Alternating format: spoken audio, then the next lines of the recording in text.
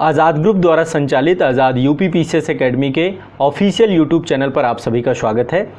ये बृहद मंच उत्तर प्रदेश लोक सेवा आयोग द्वारा आयोजित की जाने वाली यूपी पीसीएस अपर एग्ज़ाम, साथ ही समीक्षाधिकारी, सहायक समीक्षाधिकारी, आरओ एग्ज़ाम, साथ ही आयोग द्वारा आयोजित की जाने वाली अन्य सभी परीक्षाओं, साथ ही उत्तर प्रदेश राज्य की सभी प्रतियोगी परीक्षाएं, चाहे यूपी SSC की हों, यूपीएसआई की हों, अन्य सभी परीक्षाओं की तैयारी करने वाले अभ्यर्थियों के लिए एक समर्पित मंच है। आप हमारे साथ इस प्लेटफॉर्म से जुड़ करके व्यापक तैयारी कर सकते हैं और अपनी परीक्षा के संपूर्ण पाठ्यक्रम को कंप्लीट कर सकते हैं। चैनल की प्लेलिस्ट में आपको उत्तर प्रदेश राज्य विशेष, समान अध्ययन के विभिन्न विषय, साथ ही करंट अफेयर्स की व्यापक क्लासेस सभी आपको प्लेलिस्ट में मिलेंगी। साथ ही प्रतिदिन के स्तर पे यहाँ पर आपकी क्लासेस आयोजित कराई जा रही हैं, रेगुलर आपकी क्लासेस हो रही हैं। साथ ही आप सभी हमारे साथ आज़ाद यूपी पीसीएस एकेडमी के ऑफिशियल टेलीग्राम चैनल पर जुड़ सकते हैं। आप लोग टेलीग्राम में जाके सर्च करिए, साथ ही वीडियो के डिस्क्रिप्शन में भी आपको टेलीग्राम चैनल की लिंक मिल जाएगी। इसके अलावा आप सभी अभ्यर्थियों की व्यापक तैयारी के लिए आप सभी को एक संस्थान द्वारा निःशुल्क करंट अफेयर्स की मैगजीन उपलब्ध करवाई जा रही है, जो आपको आज़ाद यूपी पीसीएस एकेडमी के एप्लीकेशन में मिलेगी। इसकी लिंक आपको डिस्क्रिप्शन में मिल जाएगी या गूगल प्ले स्टोर में जाकर के आप सभी आज़ाद यूपी पीसीएस एकेडमी का एप्लीकेशन डाउनलोड कर लीजिए। वहां पर स्टडी मटेरियल का सेक्शन होगा, वहां पर निःशुल्क आपको पिछले सभी वर्षों की करंट अफेयर्स की मैगजीन हमारी मिल जाएगी। प्रति माह आपको ये मैगजीन मिलती रहेगी। तो आप सभी के लिए हमारे द्वारा किया गया यह प्रयास है। साथ ही एप्लीकेशन के माध्यम से आप हमसे कोई भी प्रश्न पूछ सकते हैं, आपका जो भी डाउट है वो सारी चीज़ें आपको मिल जाएंगी। तो एग्जाम से जुड़ी हुई सभी नोटिफिकेशन, सारी चीज़ें आपको आपके संस्थान के एप्लीकेशन में मिल जाएंगी, साथ ही टेलीग्राम चैनल पर मिल जाएंगी और यूट्यूब के माध्यम से आप हमारे साथ व्यापक तैयारी प्रारंभ करिए। व्यापक स्तर पर तैयारी हमारे साथ रेगुलर शुरू करिए। चलिए आपकी क्लास प्रारंभ करते हैं। प्रतिदिन के स्तर पर यहाँ पे आपकी जो व्यापक क्लासेस हो रही हैं, सभी क्लासेस के साथ आप अवश्य जुड़िए, अपने नोट्स बनाइए। साथ ही उत्तर प्रदेश के सभी छात्रों के साथ ये मंच जरूर साझा करिए। सभी को इस मंच के माध्यम से जोड़िए। यदि आप पहली बार इस चैनल पे आए हैं तो इसको सब्सक्राइब करिए और बेल आइकन जरूर दबाइए। चलिए क्लास प्रारंभ करते हैं। चलिए अफेयर्स के आज के अंक पे करंट अफेयर्स से जुड़े हुए कुछ महत्वपूर्ण पहलुओं को लेंगे। सबसे पहले जो करंट अफेयर्स का टॉपिक है वो है कॉमनवेल्थ गेम हो रहे हैं आपके रेगुलर डे बाय डे। अब आप सुनेंगे भारत गोल्ड मेडल ला रहा है, भारत सिल्वर मेडल ला रहा है, भारत कांस्य ला रहा है, विश्व के अन्य देश भी इसमें पार्टिसिपेट हैं।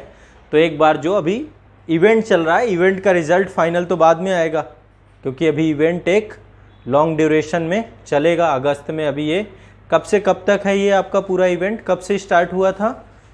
अब आप लोग डेली न्यूज़ में देख रहे हैं, तो कब से स्टार्ट हुआ था ये? अभी हाल ही में चालू हुआ है। कब से कब तक के लिए है?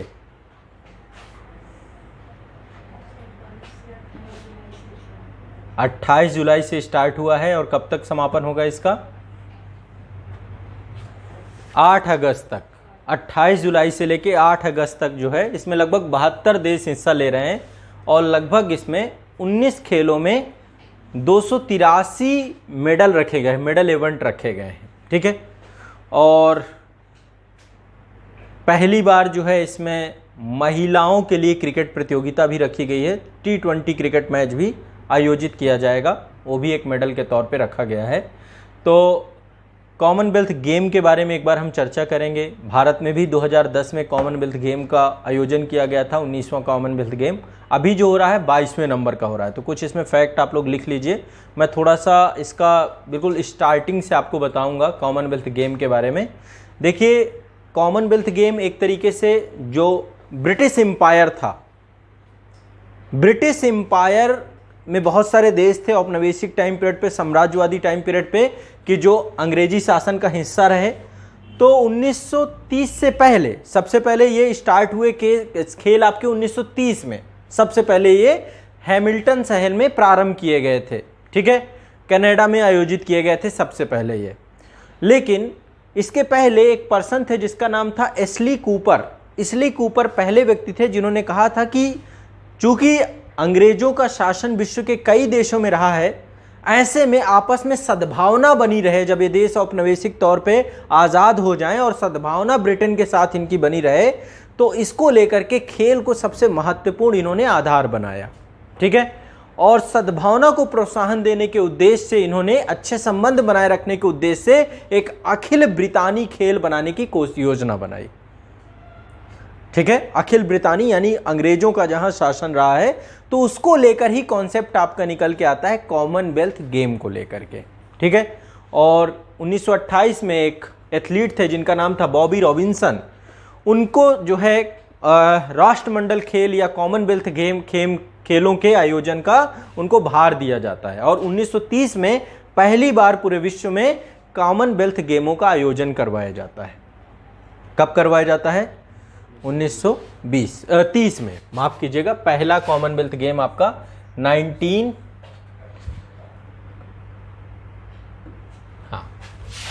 1930, ठीक है, कनाडा में ही आयोजित किए जाते हैं। और आज चल रहा है 2022, ये आपके 22वें राष्ट्रमंडल खेल का आयोजन हो रहा है।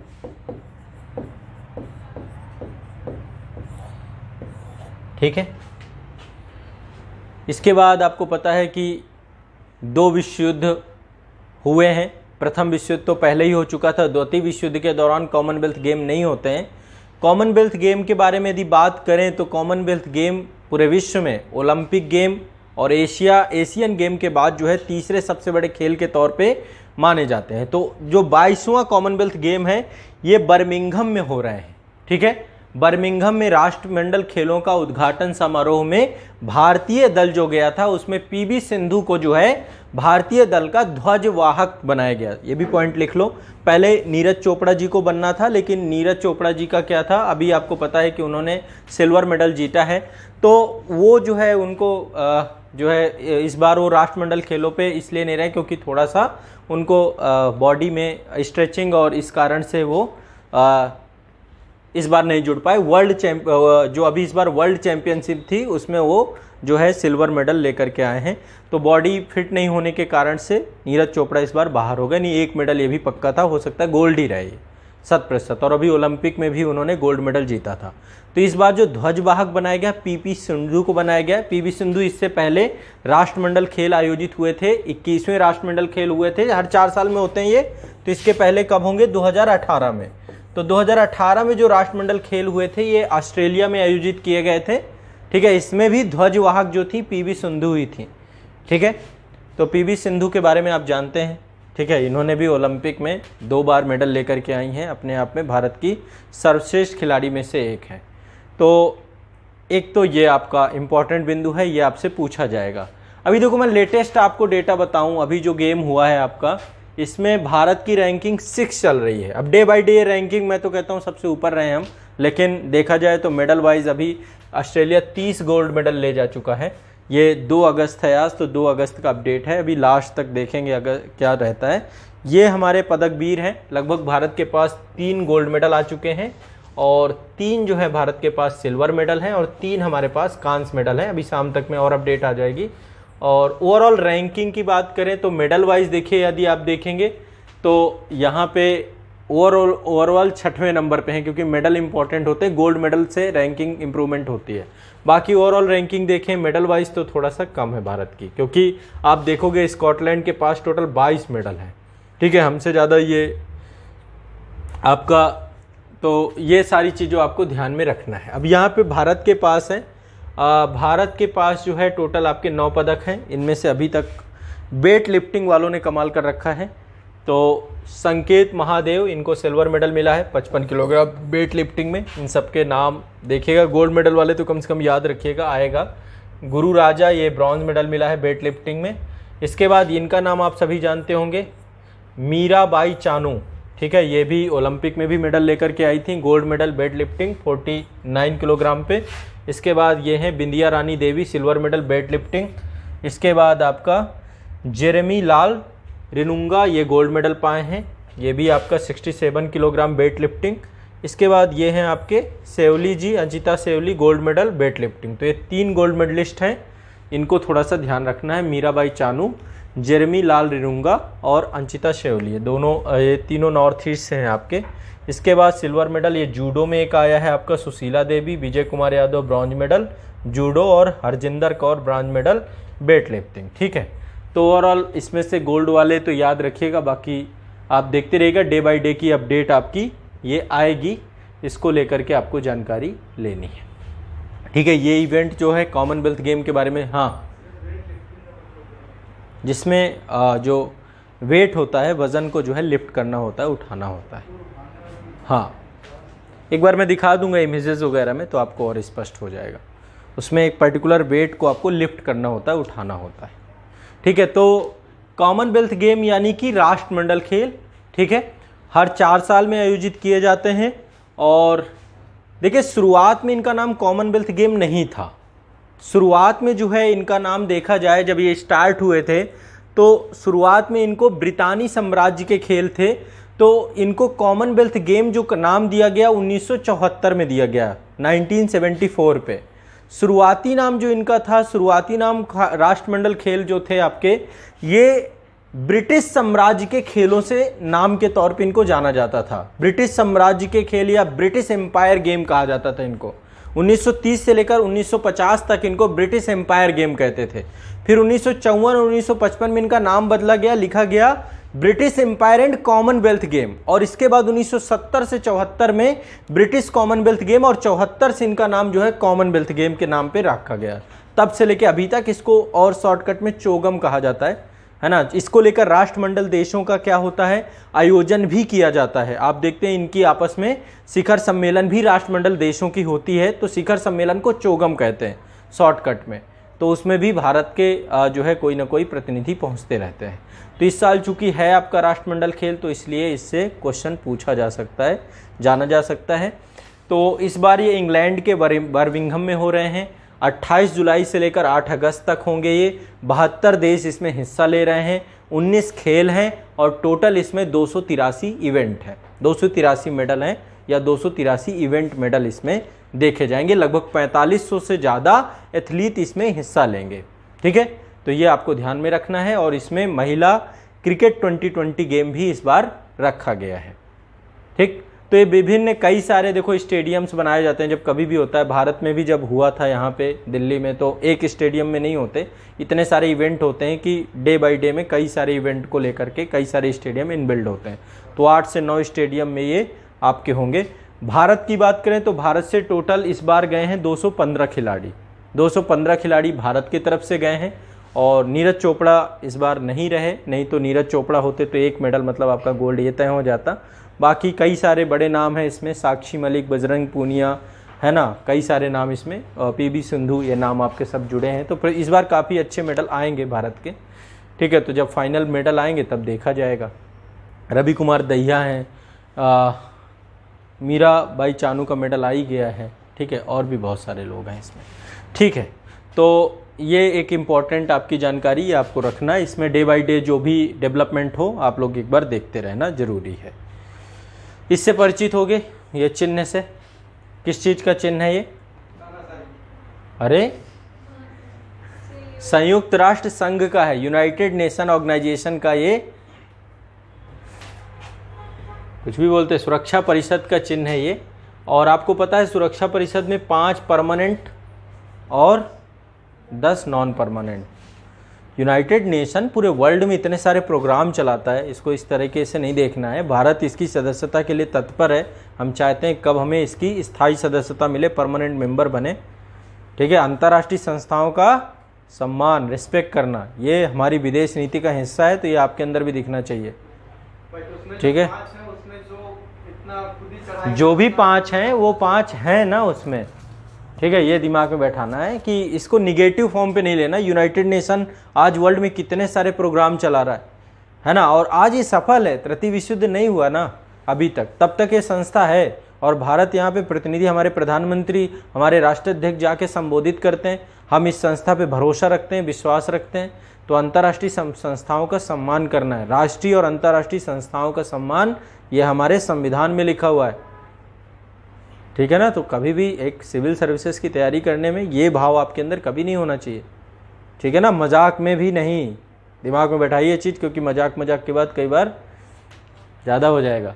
तो इसमें आपके टोटल मेंबर होते हैं 15 सुरक्षा परिषद में। अभी 5 नए मेंबर बने हैं जून में, तो वो 5 नए मेंबर, अभी आप पूरे लिख लेना, मैं पूरे की लिस्ट लिखवा दूंगा। तो जून 2022 में संयुक्त राष्ट्र सुरक्षा परिषद के 5 नए अस्थायी सदस्य चुने गए हैं। 5 तो परमानेंट ही रहेंगे और 10 आपके चुने जाते हैं इसमें, और ये महासभा के द्वारा चुन करके भेजा जाता है। तो 5 जो चुने गए हैं नाम लिख लो उनके, और जो 5 अन्य अभी हैं उनके भी बात कर लेते हैं। अभी भारत है या नहीं है अस्थायी सदस्य में? भारत भी है इसमें, अभी अस्थायी में भारत भी है, मतलब सुरक्षा परिषद के अस्थायी सदस्यों में भारत भी है, ठीक है, ऑलरेडी है। लेकिन जो 5 नए चुने गए हैं पहले उनका नाम लिखिए। इक्वाडोर, जापान, माल्टा, मोजाम्बिक और स्विट्जरलैंड। इक्वाडोर, जापान, माल्टा, मोजाम्बिक और स्विट्जरलैंड, ठीक है। तो 2023-24 के कार्यकाल तक ये रहेंगे। हर 2 साल बाद चुनाव होते हैं, हर 2 साल बाद इन्हें चुना जाता है। इनका कार्यकाल 1 जनवरी 2023 से चालू होगा, तो पूरे 23 में रहेंगे, पूरे 24 में रहेंगे, ठीक है। और जो अभी हैं हमारे, जो जैसे भारत है आपका, भारत का कार्यकाल 1 जनवरी 2022 से चालू हुआ था, तो कब तक रहेगा भारत? 1 जनवरी 2022 से लेके 2023, 2 साल रहना होता है। तो 1 जनवरी से कार्यकाल चालू होता है सुरक्षा परिषद में जो नए चुने जाते हैं। 5 जो और हैं उनके नाम लिख लीजिए। भारत, आयरलैंड, केन्या, मैक्सिको और नॉर्वे।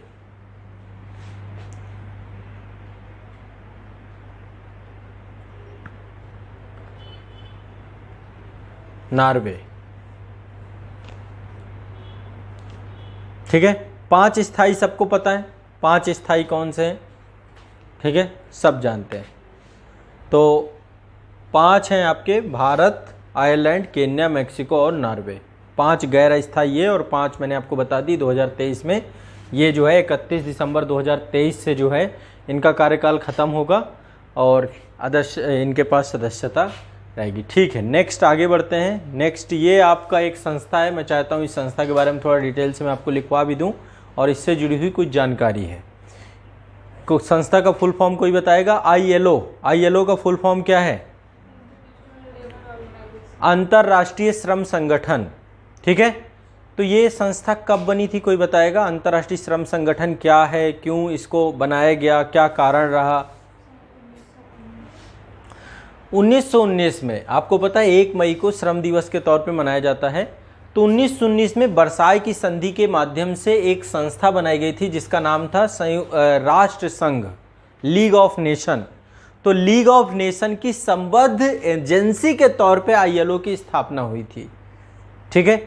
और इसके बाद इसको 1946 में जब संयुक्त राष्ट्र संघ बन गया तो इसको उसमें शिफ्ट कर दिया गया। तो अभी एजेंसी किसके अंतर्गत काम कर रही है? यूनाइटेड नेशन ऑर्गेनाइजेशन के अंतर्गत काम कर रही है, ठीक है, ILO। तो हेडिंग डाल लो अंतर्राष्ट्रीय श्रम संगठन। इससे जुड़ी हुई कुछ खबर है, कुछ करंट को लेकर न्यूज है, बट मैंने आपको बोला है कि जब भी कोई चीज़ न्यूज में रहती है तो थोड़ा सा पृष्ठभूमि के बारे में भी समझना है, ठीक है। दरअसल अभी ILO के द्वारा क्या किया गया है, अपनी एक रिपोर्ट सौंपी गई है। एक रिपोर्ट जो है अंतर्राष्ट्रीय रिपोर्ट जारी की गई है जिसका नाम है वर्ल्ड ऑफ वर्क रिपोर्ट। 2022 में आई है आपकी, 23 मई 2022 को ये रिपोर्ट जारी की गई है, जिसके तहत इसमें बताया गया है कि पूरे विश्व में काम करने को लेकर के क्या क्या स्थिति है, काम करने को लेकर विश्व में जितने भी देश हैं वहाँ पे रोजगार की स्थिति क्या है और काम करने को लेकर के क्या क्या चीज़ें हुई हैं, कोविड के दौरान क्या चेंजेस आए हैं, तो जो जो बदलाव आए हैं इसमें किसकी क्या रैंकिंग है और रीजन इन्होंने बताए हैं। लेकिन उससे पहले हम एक बार ILO के बारे में थोड़ा सा लिखेंगे। लिखिए अंतर्राष्ट्रीय श्रम संगठन 1919 में, अंतर्राष्ट्रीय श्रम संगठन 1919 में। अच्छा, 1919 में यदि ये संगठन बना होगा तो इसकी 100वीं वर्षगांठ कब मनाई जाएगी? 2019 में, ठीक है, ठीक है। वर्ष 1919 में वर्साई की संधि के द्वारा राष्ट्र संघ की एक संबंधित एजेंसी के रूप में इसकी स्थापना की गई। राष्ट्र संघ की एक संबंधित एजेंसी के रूप में इसकी स्थापना की गई। वर्ष 1946 में संयुक्त राष्ट्र से संबंधित ये पहली विशिष्ट एजेंसी बन गई। संयुक्त राष्ट्र से संबंधित ये पहली विशिष्ट एजेंसी बन गई।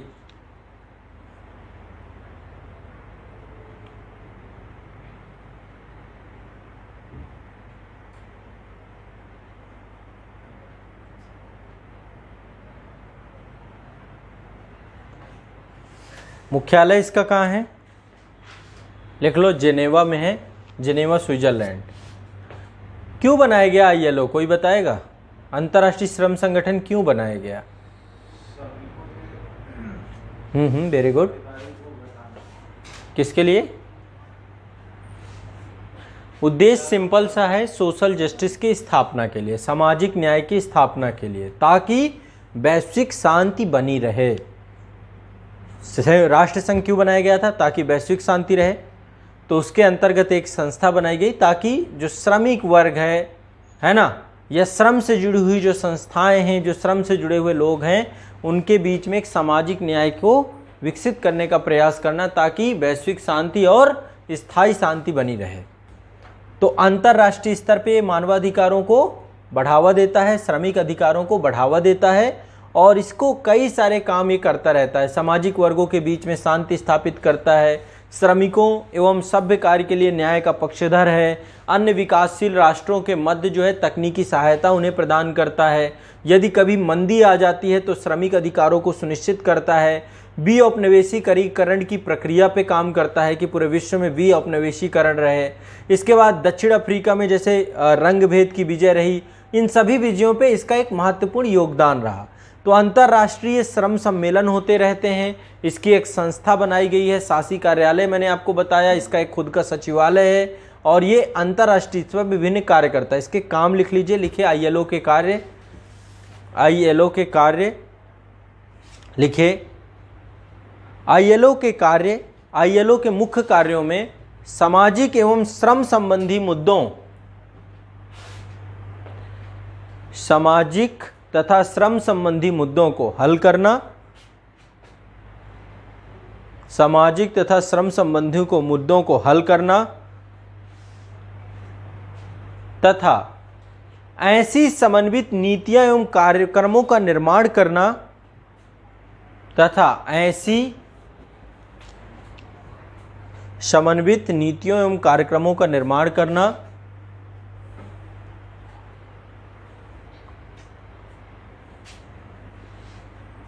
जो इसे बनाए रखने के लिए आवश्यक हो।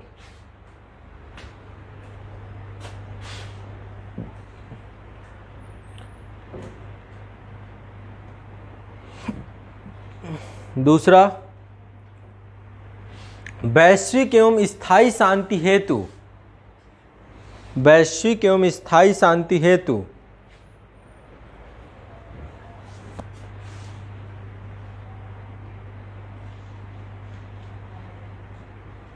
वैश्विक और स्थायी शांति हेतु अंतर्राष्ट्रीय श्रम मानकों को अपनाना, अंतर्राष्ट्रीय श्रम मानकों को अपनाना तथा उनके कार्यान्वयन को नियंत्रित करना, तथा उनके कार्यान्वयन को नियंत्रित करना।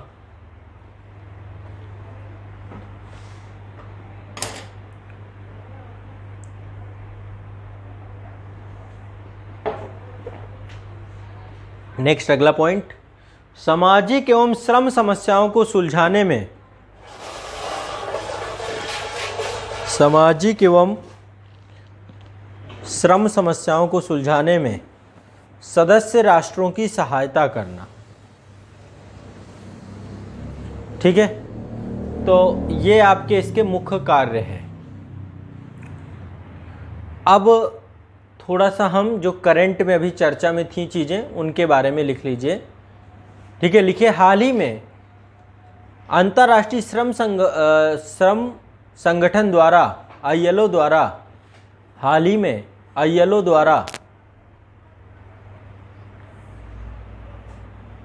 वर्ल्ड ऑफ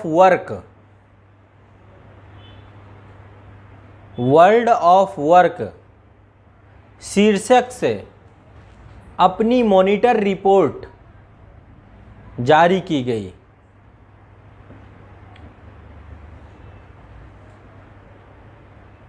जारी की गई,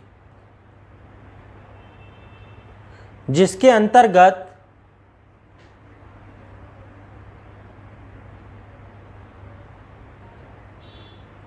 दो 2022 की पहली तिमाही में 2022 की पहली तिमाही में वैश्विक स्तर पर काम किए गए घंटों की संख्या में 2022 की पहली तिमाही में वैश्विक स्तर पर काम किए गए घंटों की संख्या में गिरावट दर्ज की गई। साथ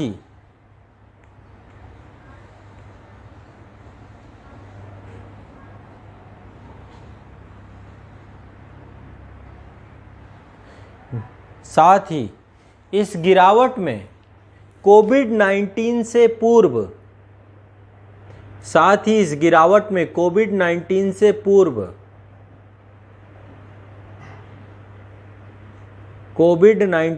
पूर्व दर्ज रोजगार के आंकड़ों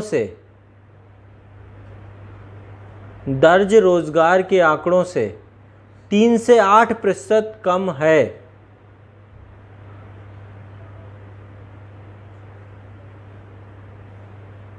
3 से 8% कम है।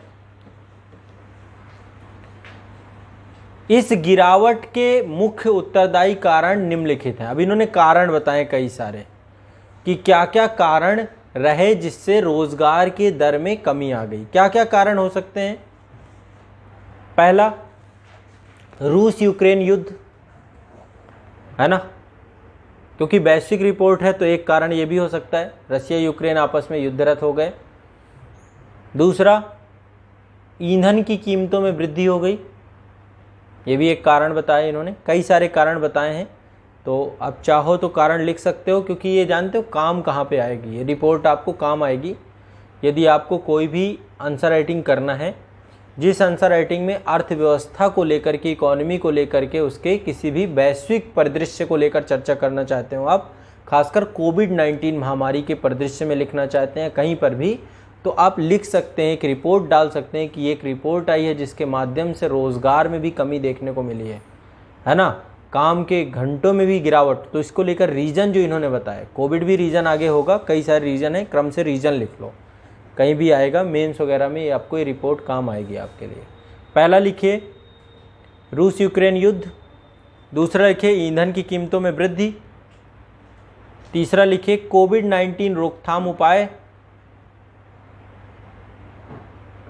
देखो इन्होंने एक बहुत भयावह स्थिति दिखाई है पूरे विश्व की, और इन्होंने कहा कि इस दौरान करीब 12 करोड़ नौकरियां खत्म हो गई, 12 करोड़ लोग बेरोजगार हो गए। वैसे बहुत कम संख्या दिखा रहे हैं, 12 करोड़ तो अकेले भारत में ही होगी स्थिति, ठीक है। और दूसरा, सिर्फ 12 करोड़ लोग जो है, इसमें जेंडर गैप भी बहुत ज़्यादा आया है, ये सोशल एक प्रॉब्लम है।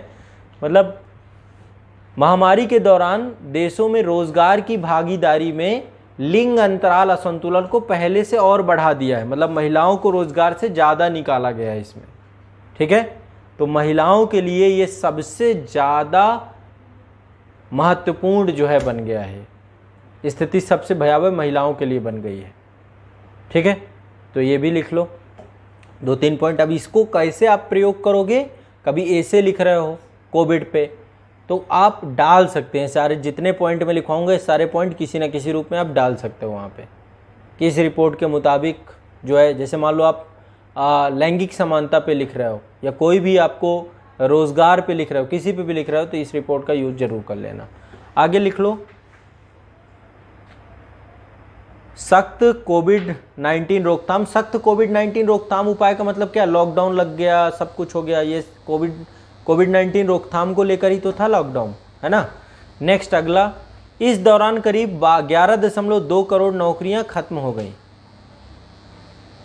इस दौरान करीब 11.2 करोड़ नौकरियां खत्म हो गई। महामारी के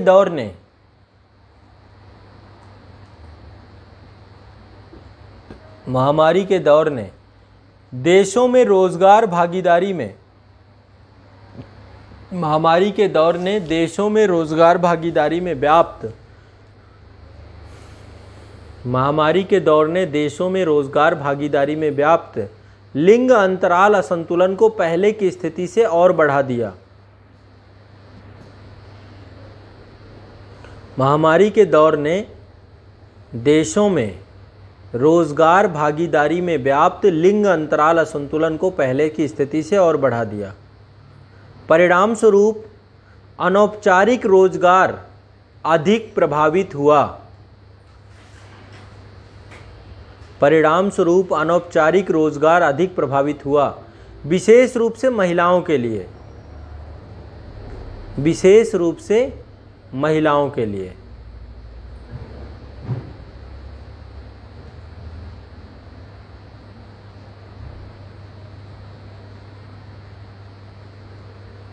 ठीक है। भारत को लेकर इन्होंने क्या कहा है? भारत को लेकर भी बोला कि 100 महिलाओं में से लगभग 12 महिलाओं ने अपनी नौकरी खो दी। यदि 100 महिलाएं कहीं पे काम कर रही थीं तो एक एवरेज देखें तो प्रत्येक 100 महिला में से 12.3 महिलाओं ने अपनी नौकरी खो दी। और पुरुषों की बात करें तो 100 पुरुषों में लगभग 7.5 पुरुषों ने अपनी नौकरी खो दी। तो ये डेटा एक निकल के आता है। तो लिख लीजिए, भारत के संबंध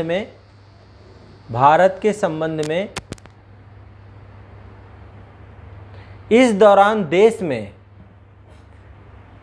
प्रत्येक 100 महिलाओं में 12.3 महिलाओं ने, अब ये औसतन है इसीलिए पॉइंट में भी हो सकता है, कोई दिक्कत नहीं है। 100 महिलाओं में 12.3 महिलाओं ने अपनी नौकरी खो दी। वहीं 100 पुरुषों पर 7.5 पुरुषों द्वारा नौकरी खो दी गई। वस्तुतः कोविड-19 महामारी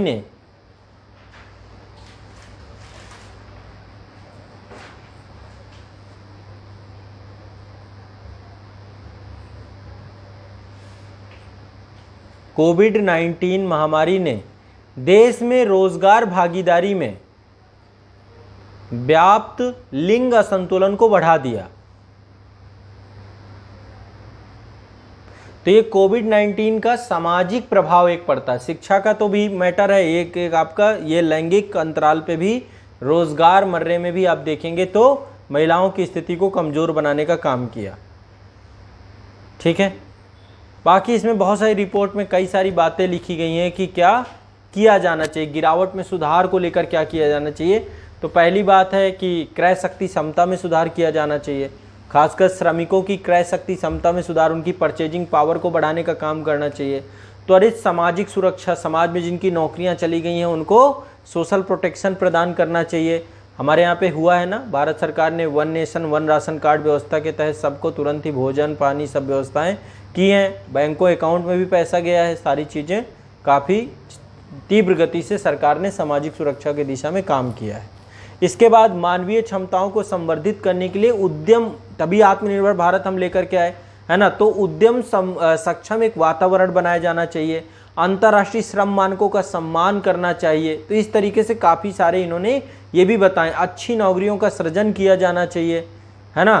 तो ये सब चीज़ें इन्होंने बताई हैं कि मुद्रास्फीति को कम करने के लिए आपको काम करना चाहिए। सारे कारक इन्होंने बताए इस दौरान। ठीक है। तो ये एक रिपोर्ट थी, आप लोग थोड़ा सा इसमें अवेयर रहिएगा, देख लीजिएगा। इससे मतलब इस तरीके की रिपोर्टें आपको याद रखनी चाहिए, लिखनी चाहिए, ताकि आपको काम आए।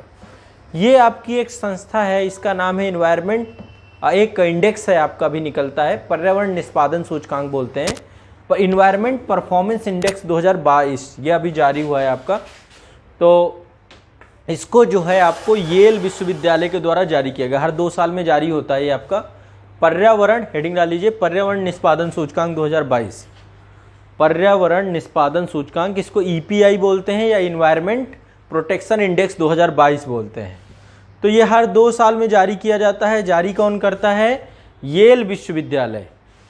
ठीक है। और यहीं पे एक सेंटर बना हुआ है, Yale centre for environment law and policy. ये कोलंबिया यूनिवर्सिटी के साथ जो है एक दूसरा साथ में येल विश्वविद्यालय और कोलंबिया विश्वविद्यालय, ये दोनों के द्वारा जो है आपका साझा तौर पे दोनों के सहयोग से ये आपका निकाला जाता है।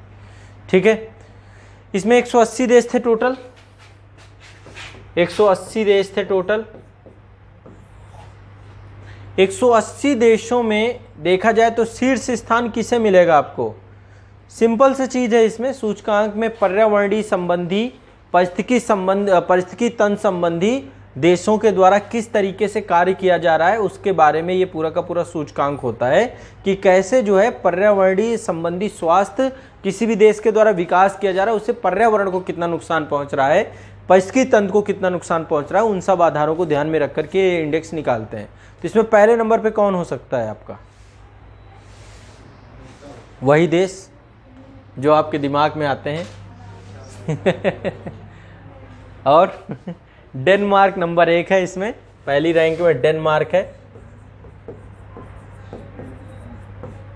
इन्होंने अपनी जगह, जैसे हमारे यहाँ पे स्वच्छता अभियान पे इंदौर ने अपनी जगह फिक्स करा ली है, वैसे ये जितने भी आपके,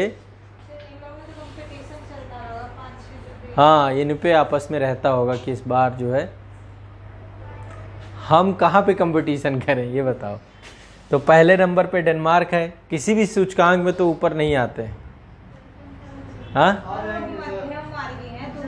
मध्यम मार्गी भी नहीं है, हम निम्न मार्गी हो गए हैं। इनमें मुझे तो कई बार ये सूचकांकों में भरोसा नहीं होता है कि इतनी बुरी हालत तो हमारे देश की नहीं है, बट फिर भी डेवलपिंग कंट्री हैं, हम कभी उन देशों में गए नहीं, देखे नहीं, शायद वहाँ पे सांस लेने पे यही होता हो कि बहुत शुद्ध होगा भी वो, क्योंकि वो हम उष्णकटिबंधीय प्रदेश से हैं और वहाँ पे जो है शीतोष्णकटिबंधीय क्षेत्र हैं, ये तो स्वच्छता को लेकर है। हाँ, ये जानकारी ज़रूर है कि वहाँ पे जैसे ऑटोमोबाइल और इन सब चीज़ों को लेकर के लोगों के पास है, तो क्योंकि वहाँ पे उच्च आय दर है, सबकी इनकम बहुत अच्छी है, लेकिन लोग जो है बहुत अवेयर हैं, अपने हेल्थ को लेकर बहुत अवेयर हैं। साइकिल में लोग जो है अपना टाइम, हमारे यहाँ साइकिल अब ख़त्म होती जा रही, शहरों में देख लीजिए, गाँव में अभी थोड़ा बहुत है, यहाँ पर तो लोग सब। अभी आपको एक और रिपोर्ट दिखाऊँगा, उसमें भारत ऑटोमोबाइल सेक्टर में विश्व का चौथा सबसे बड़ा, जहाँ पे गाड़ियाँ सबसे ज़्यादा खरीदी जा रही, बाजार बनता जा रहा ऑटोमोबाइल सेक्टर का। तो थोड़ा सा वहाँ पे हेल्थ, और दूसरी जनसंख्या कितनी है, ये सबसे बड़ा मैटर करता है कि है कितनी जनसंख्या। जहाँ पे जनसंख्या ज़्यादा होगी वहाँ पे स्थिति ऐसी होगी, तो वहाँ पे बहुत ज़्यादा जनसंख्या भी नहीं है। तो कई मामलों पे देखा जाए तो है ना, फिर आप सिक्किम हमारा उठा लो, सिक्किम भी उतना ही आपको स्वच्छ दिखेगा फिर उसी मामले में। ठीक है, लेकिन अभी वहाँ पे कई सारी डेवलपमेंट को लेकर के चीज़ें चल रही हैं। ठीक है, अब ये लोगों ने शुरुआती दौरान पे आपको पता है ये कब आए थे भारत? डेनमार्क वाले भी तो आए थे ना घूमने, डेनमार्क पुर्तगाली तब आए थे, तब से लेकर अब तक में औद्योगिक क्रांतियाँ भी यहीं सबसे पहले हुई, तो डेवलप्ड कंट्री में कन्वर्ट हो चुके हैं। अब भारत जैसा देश अभी अपना संघर्ष की स्थिति में है। तो पहले नंबर पर आपका डेनमार्क है, दूसरे नंबर पर यूके है, यूनाइटेड किंगडम है, तीसरे नंबर पे आपका फिनलैंड है। ये 3 तो लिख ही लो कम से कम, टॉप 3 पूछा जाएगा तो। भारत को कौन सा स्थान प्राप्त हुआ होगा इस सूचकांक में? अब भरोसा नहीं होता वैसे मुझे इसमें है, यदि मैं बता दूंगा आप लोग गुस्सा हो जाओगे। 180वीं रैंक मिली है हमें इस बार, इसलिए भरोसा नहीं हो सकता है। अब बताओ सबसे लास्ट मिली है इस बार। अब यही तो इसीलिए तो कह रहा हूँ कि मुझे भरोसा नहीं होता। भारत सबसे निचले पायदान पे आया है, ऊपर हैं पड़ोसी देश सब ऊपर हैं। कुछ भी हो, हमें लास्ट मिली है, लिखो भारत 180वें रैंक पे है। हाँ, हर इंडेक्स में लास्ट में रखते हैं। भारत से पैसा नहीं मिलता ना इन्हें, क्या? हाँ, 140-45 ऐसे ही रखते हैं। ठीक है, तो सबसे निचले पायदान पे भारत है। 2020 में 168वें नंबर, अच्छा लिखोगे ही नहीं, अरे 168वें नंबर पे थे 2020 में। अरे लिख लो भाई, ऐसे सेंटी मत हो। म्यांमार की 179 रैंक आई है। पाकिस्तान 176वें नंबर पर है। सब हम ही लोग यहीं आसपास सब दोस्त हैं, सार्क के जितने देश है सबको यहीं पे डाल रखा है। म्यांमार 179 पे है, इसके बाद आपका बगल में बांग्लादेश 178 पे है, वियतनाम 179 पे है, 177 पे पाकिस्तान है, 176 पे आपका जो है पड़ोसी में भूटान की स्थिति सबसे अच्छी है, 85 नंबर पे भूटान है। बाकी श्रीलंका 132वें, नेपाल 162वें। कौन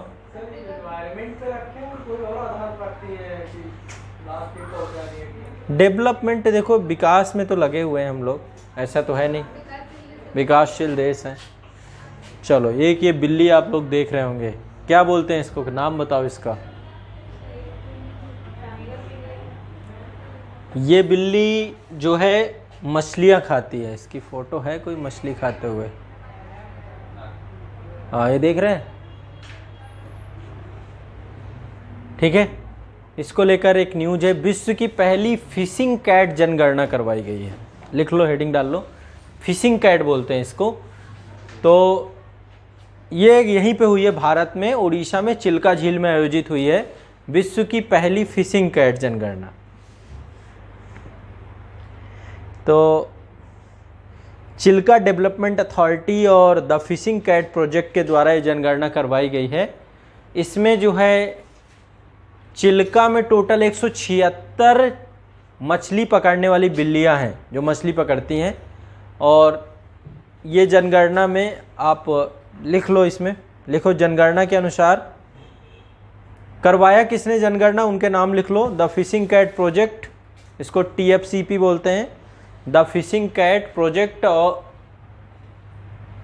द फिशिंग कैट प्रोजेक्ट के सहयोग से चिल्का डेवलपमेंट अथॉरिटी द्वारा, चिल्का डेवलपमेंट अथॉरिटी द्वारा इसके अनुसार चिल्का झील में 176 मछली पकड़ने वाली बिल्लियां देखी गई हैं।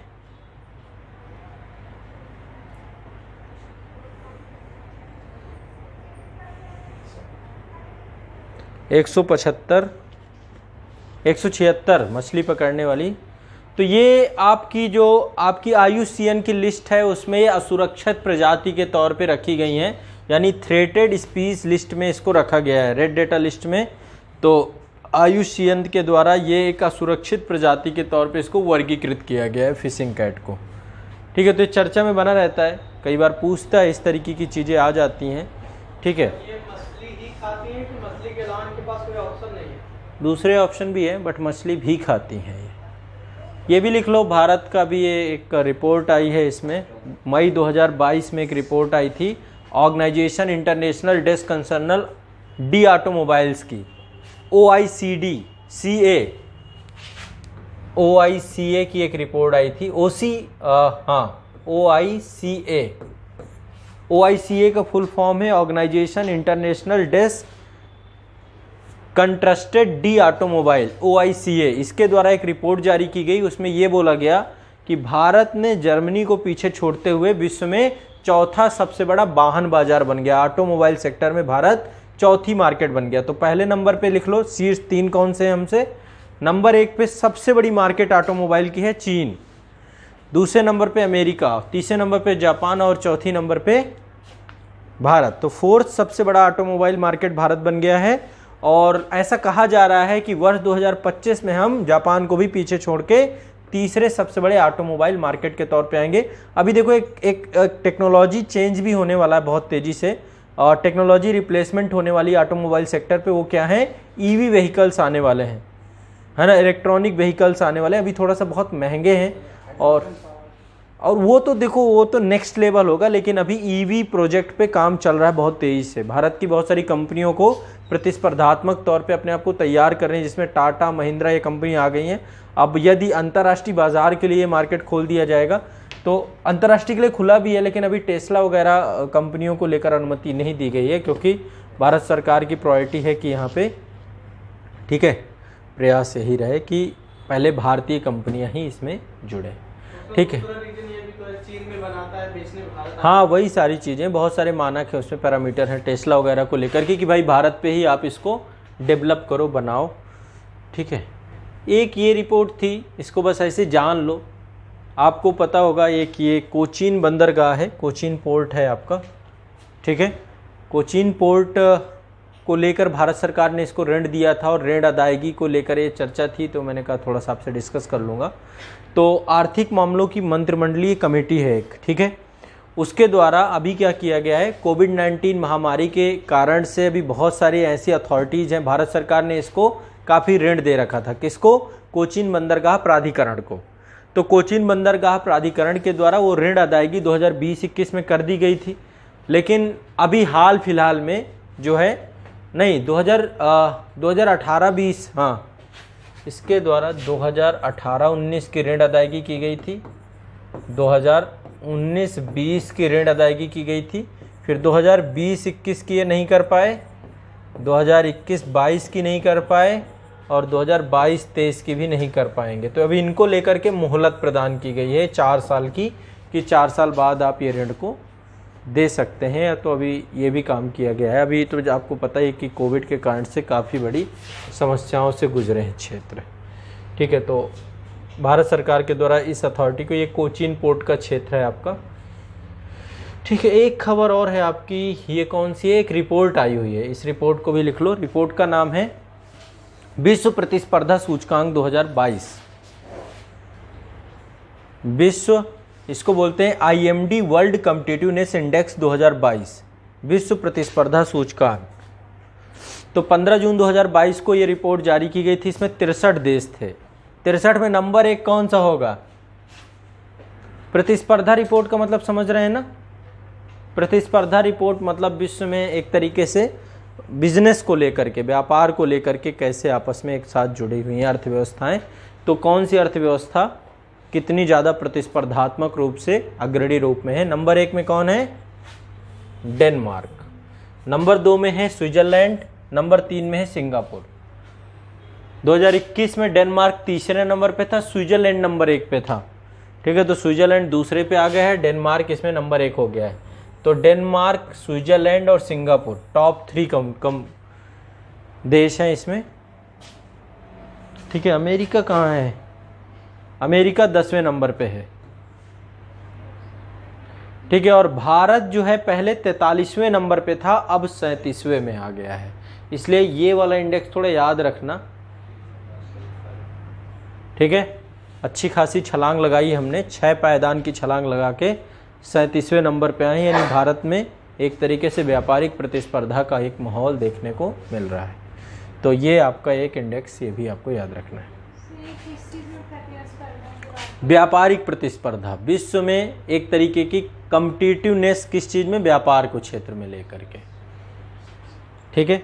तो अर्थव्यवस्थाएं हैं सारी, ठीक है। इन अर्थव्यवस्थाओं में व्यापार को लेकर आपसी प्रतिस्पर्धा कैसी है, ठीक है। तो इन सब क्षेत्रों को लेकर ये सूचकांक आपका जारी किया जाता है।